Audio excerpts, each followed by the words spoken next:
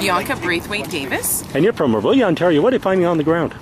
I'm finding that there's a lot of people who are struggling. There's so many people who are working several jobs. They have a good paying job, but because our dollar doesn't go far enough, they have to find another job, if not two, to try and make ends meet.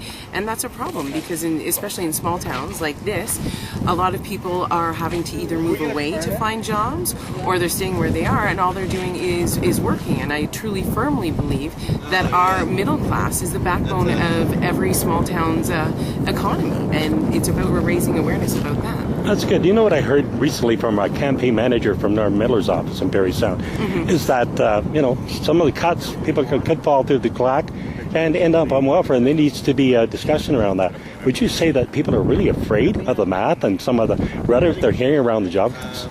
I think people are very much afraid. Personally, I'm an educational assistant and I'm one of the ones who's on the chopping block.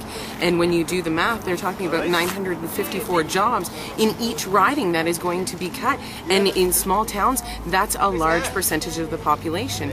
Our food banks are crying out, our welfare rates are up higher, our unemployment rates are going up higher. So to cut even more jobs is just going to be...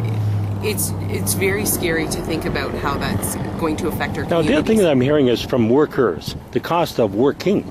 Not only going to work and having a decent car, transportation, all that, but actually performing their job. If they're doing a little bit of traveling, the cost of maintenance and gas, how are you finding that playing out for you?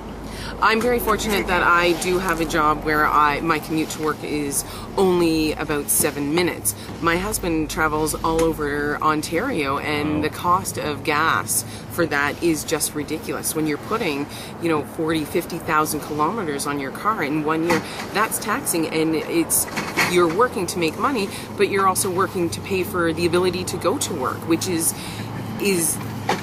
for me, that's ridiculous. We're supposed to have good jobs, and we're supposed to have good jobs in beautiful communities such as this, but it doesn't seem to happen, and I don't think our government really realizes that because they go into these big metropolises and see, everyone seems like they're doing great here, but you come to these northern countries where the cost of living is so high, the cost of getting a decent job is so high, so how is one to survive? And have a life with their husband or family and significant others, right? Well, exactly. There are days where we kind of feel, and I know in my house where we're two ships passing in the night, so to speak, because you're working all the time.